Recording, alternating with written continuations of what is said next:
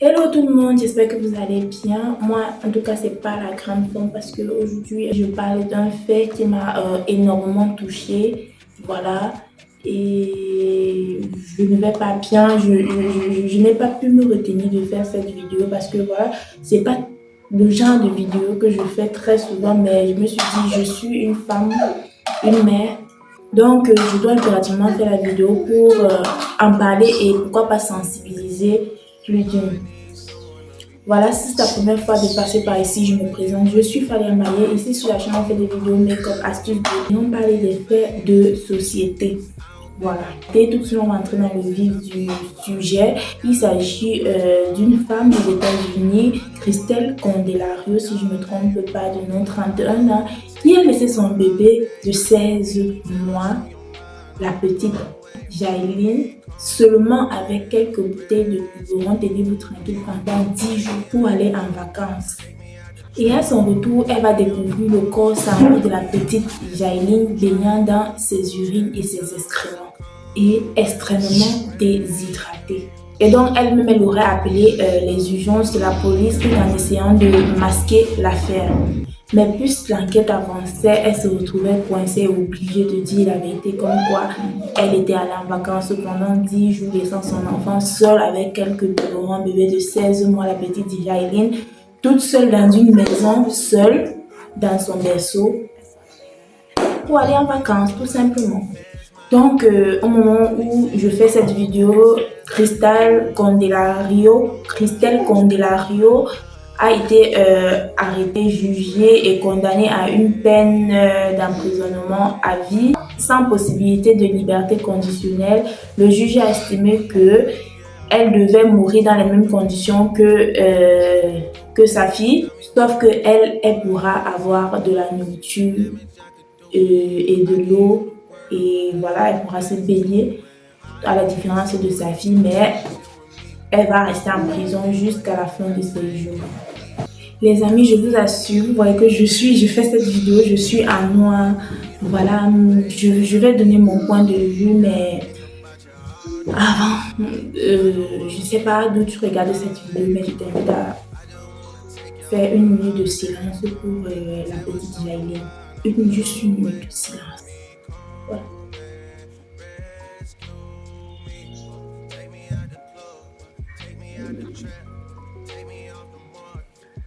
Voilà que la petite Jaïline repose en paix.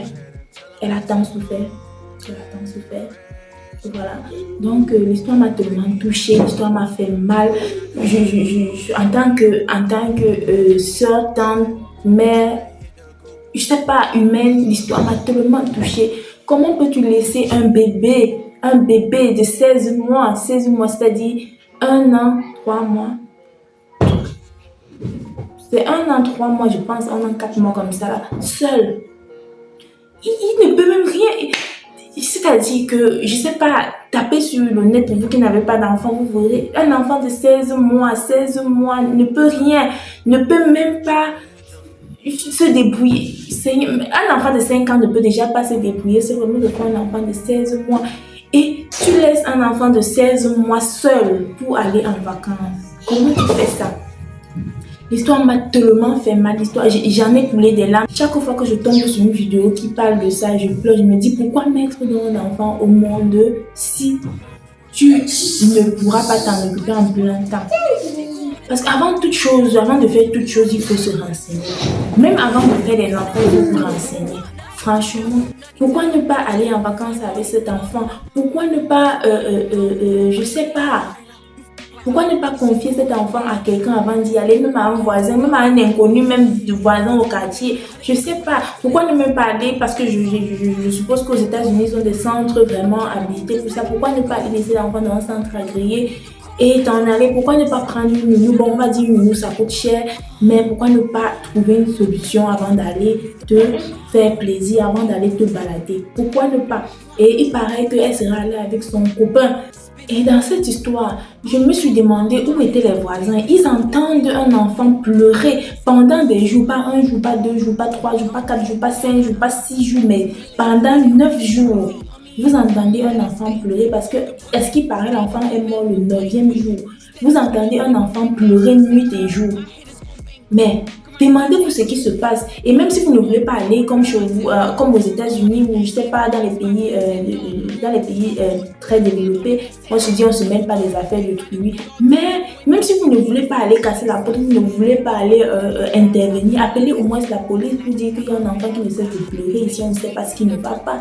Mais vous laissez l'enfant pleurer, après vous venez témoigner comme quoi ce n'était pas la première fois qu'elle laissait l'enfant, qu'elle avait l'habitude de faire ça pendant 2 jours. Donc l'enfant avait l'habitude de souffrir. L'enfant est mort le 9e jour.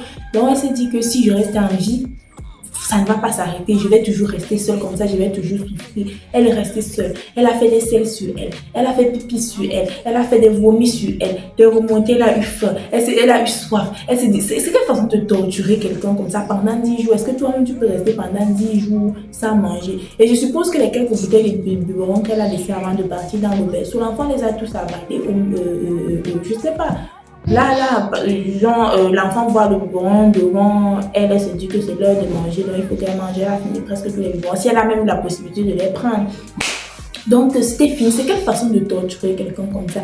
Vaut mieux même tuer quelqu'un une fois, c'est-à-dire que tu prends une balle, tu vises à quelqu'un et la personne meurt. Mais ça, c'est de la torture. Ça peine même, elle doit même être fouettée. C'est-à-dire, comme on l'a enfermée sans possibilité de liberté conditionnelle, là, elle doit être fouettée chaque jour.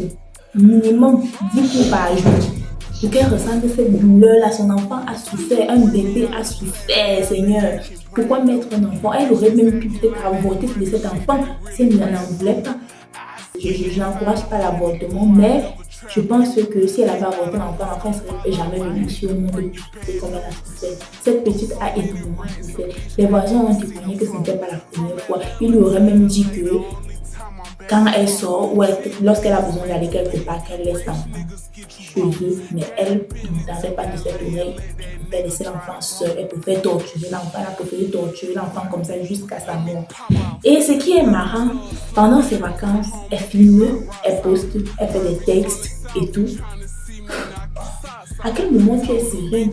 À quel moment tu es tranquille lorsque tu as laissé ton enfant? Je sais pas, moi personnellement, quand je laisse un enfant, même pour, je sais pas, pour 30 minutes seul, 30 minutes c'est même beaucoup, hein, pour 10 minutes seul, mais mon cœur bat la chamade. Je me dis qu'à tout moment, tout peut arriver. Il peut arriver un incendie. Imaginez si cette maison avait pris feu. Elle n'était pas là, l'enfant serait mort brûlé dans les flammes. S'il y avait eu une inondation, s'il y avait eu un tremblement de terre, s'il y avait eu je ne sais trop quoi, à tout moment, tout peut se passer. Donc, on ne peut pas laisser un enfant sans défense seul. Toujours veiller à ce qu'il y ait quelqu'un, une grande personne à côté de prendre soin d'un enfant avant de se déplacer, avant d'aller où que ce soit. Tu ne laisses pas l'enfant 1 heure, tu ne laisses pas l'enfant 30 minutes, mais tu laisses l'enfant des jours. C'est quelle cruauté ça? C'est quelle façon de faire ça? Lorsque tu as accouché, on t'a remis ton enfant à l'hôpital. Si tu n'en voulais pas, il fallait aller dans un centre, je ne sais pas, les centres où on adopte les enfants, et laisser l'enfant. Et dire à l'hôpital, tu peux même déclarer à l'hôpital que tu te engages, dis l'enfant, on prend l'enfant, on place l'enfant dans un centre, que d'aller la traumatiser comme ça. Et imaginez même si cet enfant avait survécu jusqu'à son âge adulte ou à l'adolescence, elle serait traumatisée à vie. Elle aurait traumatisé l'enfant toute son enfance, toute son adolescence et Dieu seul sait. Moi, je me dis même on n'a pas assez parlé des voisins, mais on devait porter plainte ou alors on devait arrêter les voisins. Chaque voisin qui serait susceptible d'entendre les cris de l'enfant, on devait les arrêter, les enfermer, même pour quelques mois, pour non-assistance à personne en danger. Vous ne pouvez pas entendre un bébé pleurer pendant des jours, même pas un jour. Bon, une nuit, on peut dire que oui, il y a les nuits, les enfants ne doivent pas qui ne dorment pas, mais qui dérangent trop. Mais 1, 2, 3, 4 jours, vous êtes là. Vous ne vous inquiétez pas, c'est son habitude. Et vous savez qu'elle a l'habitude de faire ça. Non, on ne doit même pas laisser les voisins là. On doit les arrêter aussi. Ce ne sont pas des voisins gentils, ils sont complices du meurtre de l'enfant là. Sous d'autres cieux, même comme les valeurs sont en train de changer, mais sous d'autres cieux, quand on entend que ton enfant pleurait, On vient de te demander que c'est comment, même dans la nuit, que tu as la nuit, que l'enfant est en train de crier. Vous savez, les nuits, les enfants ne dorment pas, ils font trop, ils ont les coliques et tout ça. L'enfant ne dort pas. Le voisin vient toquer chez toi, ou bien la voisine, surtout les mamans, les papas viennent toquer chez toi. Mais c'est comment l'enfant là pleure comment? L'enfant là, c'est comment? Il pleure, c'est qu'est-ce qu'il y a? On toque jusqu'à ce que tu réponds. Si tu réponds pas, on va toquer. Si tu continues pas à répondre, on va casser ta porte. Sous d'autres cieux, c'est comme ça. Où est passée la solidarité humaine, la chaleur humaine? C'est bien de rester dans son espace. Mais lorsque tu sens que l'autre est en danger, franchement, il faut aller secourir la personne. Quand tu finis de secourir la personne, tu reviens chez toi. Pour la petite histoire, je vous raconte. Un jour, mes voisins bagarraient. Donc, le grand frère bagarre avec le petit frère qui était très têtu.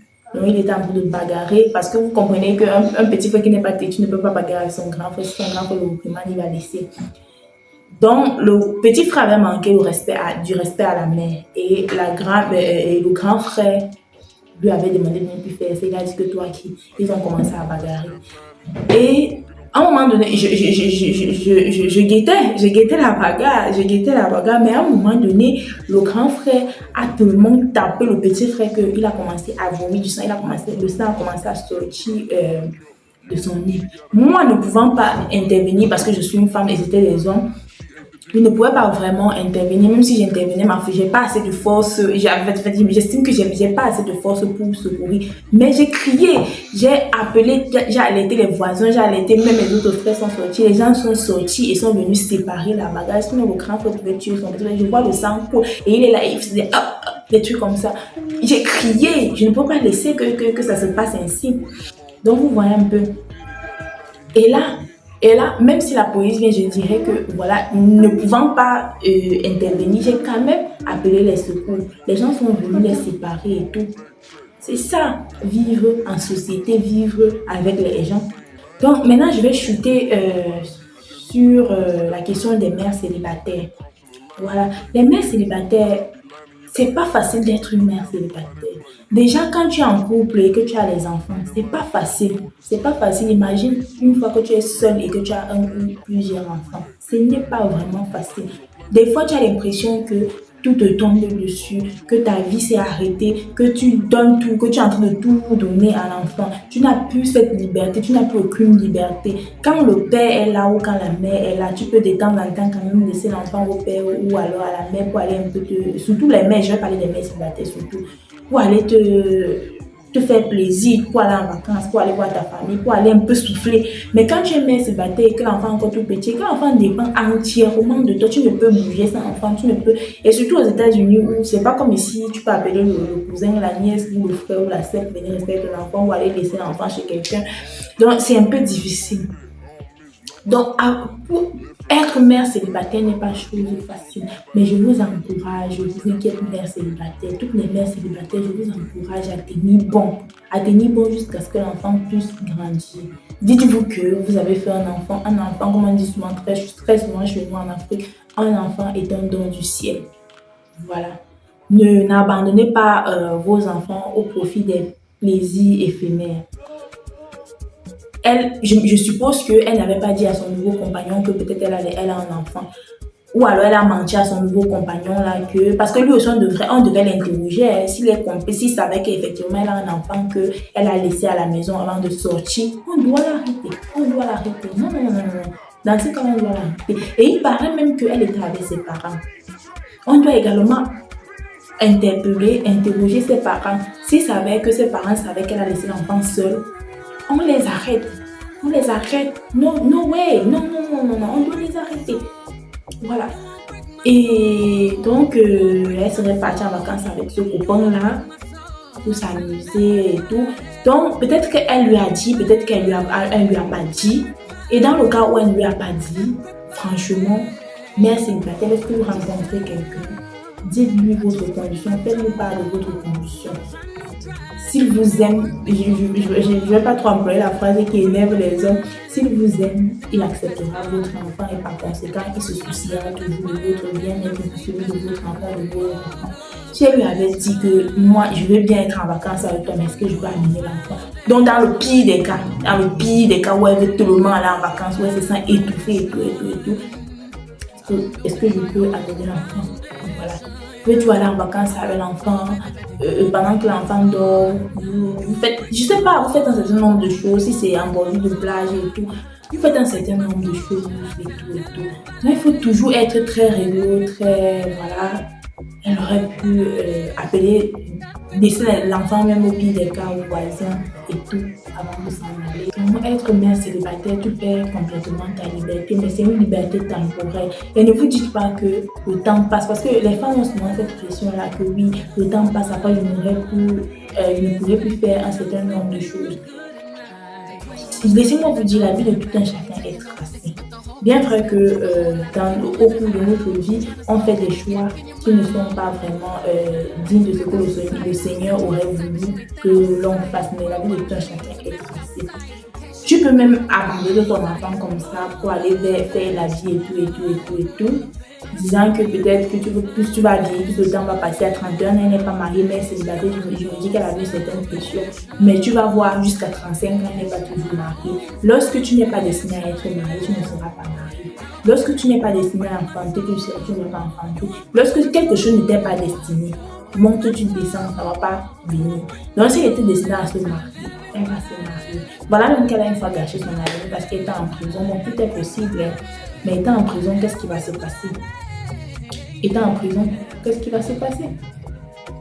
Donc, les mères célibataires, je vous exhorte à faire preuve de beaucoup d'indulgence envers vos enfants. C'est pas facile. Parfois, vous avez l'impression que ce sont ces enfants-là qui ont gâché votre vie et tout, et tout, et tout. Non, ne vous laissez pas abattre. Allez partout avec vos enfants si besoin, parce que voilà, si vous avez vraiment envie de faire une chose et qu'il n'y a personne pour garder votre enfant, porter en quelque sorte votre fardeau, entre guillemets, entre crochets, si je peux dire ainsi, portez votre fardeau avec vous et allez-y. Battez-vous comme vous pouvez. À donner un avenir meilleur à cet enfant tout en étant épanoui.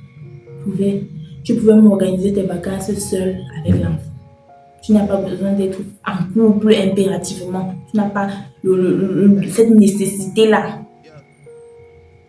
d'être en couple au point de laisser ton enfant mourir à cause d'un nom. Donc, en tant que mère célibataire, tu ne peux plus faire les choses comme quand tu étais gamine. Tu ne peux plus aller te faire plaisir comme quand tu étais seule, sans charge et tout. Vous savez, il y a des personnes dans ce monde qui ont décidé de ne pas mettre l'enfant, de ne pas accoucher, donc eux, que ce soit des hommes ou des femmes. Parce que tout simplement, ils ne se sentent pas capables d'être responsables, parce que c'est une responsabilité, hein. C'est une responsabilité que tu portes sur la tête. Donc, ils ne se sentent pas capables de donner le tout pour le tout à un enfant. Et vous allez passer le temps à les juger que, oh non, si tes parents n'accouchaient pas, toi, est-ce que tu devais être là? Non. Tes parents t'ont accouché parce que ils se sont sentis physiquement, intérieurement, moralement forts et assis pour t'avoir en tant qu'enfant. Si toi, tu ne te sens pas capable d'avoir l'enfant, oui, cette décision, moi, je ne juge même personne. J'ai horreur. Il n'y a pas une chose qui me fait mal au monde que de voir un enfant souffrir. Toujours, vous voyez des films où on maltraite des enfants. Moi, je pleure toujours. Toujours, les larmes vont couler. Devant chaque vidéo de cette femme que j'ai vue, où on a montré surtout les images de l'enfant, j'ai pleuré. J'ai coulé les larmes. C'était pas facile pour moi. Donc, si tu ne te sens pas capable d'être responsable, ne fais pas d'enfant. Si tu as pris la décision, qu'on ne t'influence pas. Je ferai même une vidéo là-dessus. Qu'on ne t'influence pas. Si tu ne veux pas avoir d'enfant, n'aie pas d'enfant. N'accouche pas. Je sais, Dieu a dit allez et multipliez-vous. Mais si tu n'es pas capable, si tu sens à l'intérieur de toi, que tu ne peux pas élever un enfant, n'accouche pas. Voilà. Parce que tu ne peux pas mettre un enfant au monde et agir comme Christelle de la Rio, non, Christelle de la Rio. Non. Donc, je salue vraiment le culot de cette femme. Et lors de son jugement, lorsque vous regardez les vidéos, elle n'aurait pas elle-même. Moi, j'aurais même pas. Je me suis dit que je ne sais pas quel diable m'a pris, quel esprit m'a animé. Faites de moi ce que vous voulez. Je vais dire ça. Limite, je ne vais même pas répondre aux questions. Tellement je vais pleurer, tellement je ne vais pas bien me sentir, tellement je ne serai pas bien. Je ne pourrais même pas m'exprimer, je ne pourrais même pas parler. Mais elle était vraiment à l'aise dans ses mots, elle expliquait, parlait et tout. À croire que peut-être si ce n'était pas arrivé, elle aurait refait la même chose encore et encore et cet enfant aurait souffert, souffert, souffert, souffert, souffert, souffert. Cette histoire m'écoeure, franchement. Femmes, faites des enfants, surtout les femmes, faites des enfants quand vous êtes prêtes et que personne ne vous oblige à faire des enfants, même pas votre mari, même pas votre soeur, même pas votre mère, même pas votre père. Si dans votre tête, dans vos côtes, vous n'êtes pas sûr de vouloir, de pouvoir élever un enfant, n'accouchez pas, je vous encourage, n'accouchez pas, n'accouchez pas, laissez comme ça. Personne ne viendra vous dire que, au moins, le jour où vous allez quitter le monde, vous allez quitter le monde sans laisser, le monde sans laisser un enfant en souffrance, ou alors, voilà, vous serez libre de faire ce que vous voulez, comme vous voulez, quand vous voulez. Parce qu'un enfant aussi, quand tu as un enfant, tu perds ta liberté totale. Je mets la vidéo des choses que la vidéo que j'ai eu à faire sur les choses que tu vas perdre en devenant mère. Je n'ai pas dit mère célibataire, mais mère en général, tu vas perdre ça. Et si tu ne veux pas perdre ça, ne mets pas un enfant au monde.